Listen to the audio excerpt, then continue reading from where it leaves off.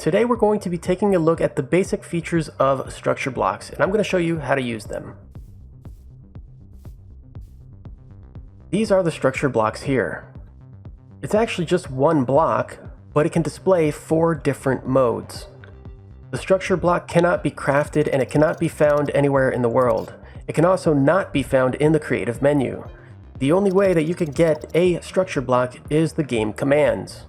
To give yourself a structure block in Java Edition, you're going to / give your player name. You can type in structure to pull up the command, structure _ block, and you're just going to give yourself 1. When you place down a structure block, it'll start you off in data mode. You should also know that this acts like Bedrock if you're in survival. Very difficult to destroy.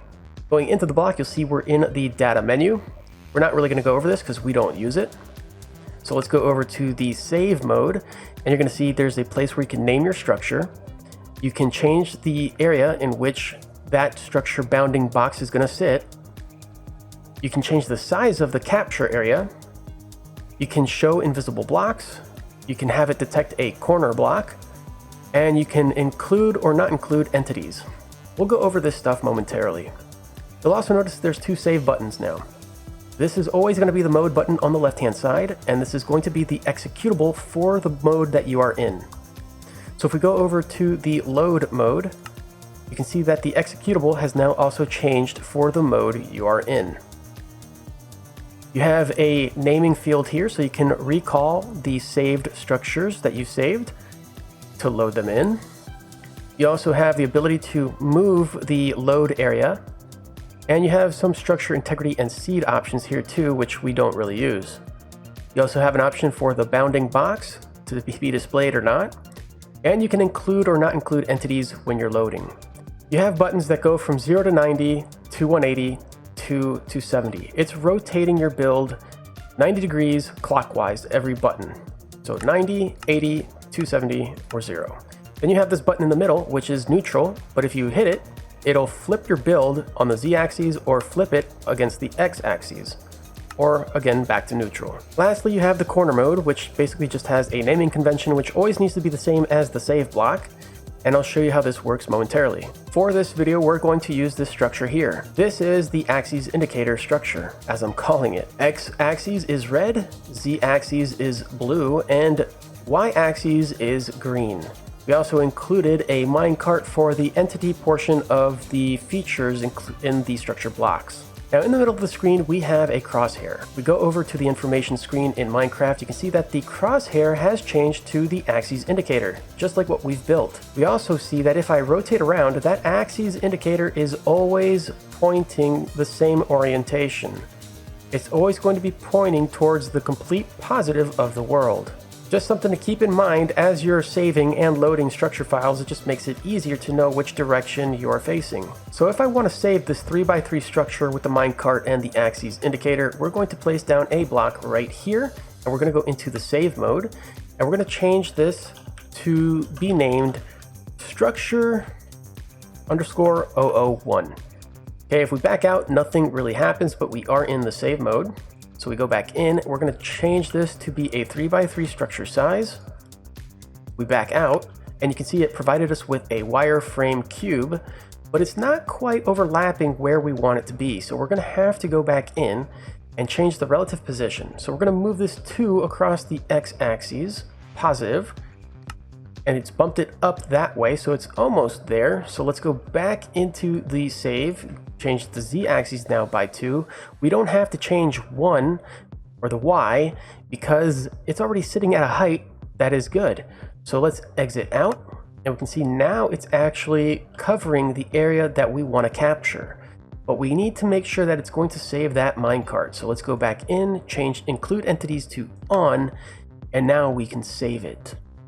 You can see down in the lower left-hand corner of the screen, it says structure saved as whatever you named it. Now let's say you don't know how big this structure actually is, but you know you want to capture this corner to somewhere up here, this whole kind of 3x3 area. So we're going to move this to that corner so it touches, and we're going to put it on the save mode. We're going to call it structure 1 as we did before. And we're not going to change this stuff here. We are going to include the entities though, so let's keep that. Now we're going to back out. Since we don't know the size, nothing's displaying, and we know that we need to capture this opposite corner. So we're going to put another structure block right here. We can get rid of these because we know the corner is right about there. You don't really need to have corner blocks in every single corner. All you really need is just one save block and one corner block. So we go into here, go to corner mode, and then we're going to name it the same exact thing that we named our save block. So we go back, nothing's happening just yet, but if we go back to our save block, we hit that detect button, you can see now it's linking up this corner of the save block to this corner of the corner block, and it's capturing exactly the area that we want. And that's how you would use the corner block to capture the structure size area. Then you would just go back and save it. So now you know two different methods of saving structures. Let's try to load this one now. So let's place a structure block here. We're going to go into load mode, and we're going to load structure 1. Okay, we don't need to mess with the relative position just yet. We can back out. We see nothing's happening. The load block is actually a two-step process. We're going to have to hit this load button once. You can see that it loads up the wireframe cube so that we know where it's going to go. It says position prepared in the lower left-hand corner, but maybe this isn't exactly where I want it to go. So let's adjust the relative position. Let's change it by 2 on the x-axis and 0 on the y so that it's on the ground. We can do done.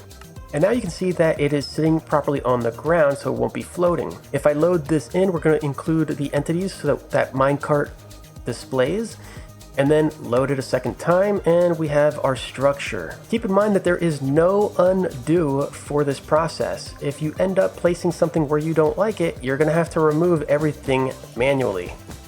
And that can be not fun with a lot of larger structures. If we go back to the save file here and we hit invisible blocks, or show invisible blocks, we can now see that there are these little cubes within the wireframe area. All of these little cubes are air blocks. They're getting included into your save structure files. So if I were to actually reduce this by -3 so that it is in the ground, and we load this with the air blocks, it's going to remove all of those ground blocks. The same thing happens with water if I were to do it over here. So we can see it's going to load right here in this bucket or pocket of water. Hit load again, and all those air blocks replaced the water blocks. Now I didn't include the entity, so if I load that with the entity, we get our minecart too. It should have done that with the water in place as well. So how do you avoid that? What if you don't want that happening? Because that could really alter your terrain depending on where and how you load things in. Well, there is a different structure block that you can give yourself. So let's give myself structure again. You can see the second option is structure void. We're going to give ourselves just one, and it looks like this blue steering wheel. So all you have to do with this is put them in place of where those air blocks are. You can see it changes the air blocks to these red kind of cubed things. There we go. So we have no more air blocks in this, and we're going to name this void. Save it. So we just saved a structure with all of these void blocks. What happens if I were to, let's say, cover this up with the blue blocks now, and I loaded void in its place? Well, it's loaded it. It says it's verified it, but it didn't remove it, and everything is still there that is supposed to be there in our save file.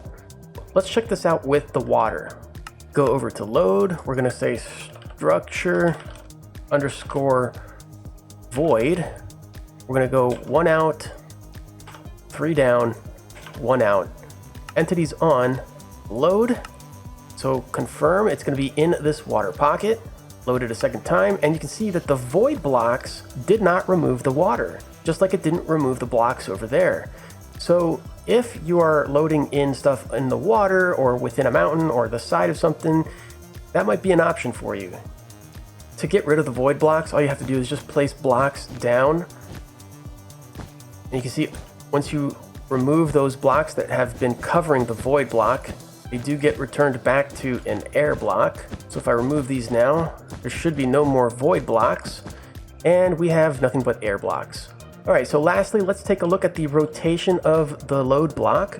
We're gonna go over to load, we're gonna hit structure, and we're gonna load this. We can see now we have the wireframe sitting on top of the structure block. We're gonna just load it in, and it's at the 0 or 360 position. If I were to rotate this now by 90 degrees, we can see that the wireframe has been rotated 90. And if I load it in, the actual structure, you can see that the structure has been rotated and loaded in. It's actually replaced the blocks as well because of where it's sitting. So if I do 180, again, it's going to rotate it 180 from this position, 180, and then load it in.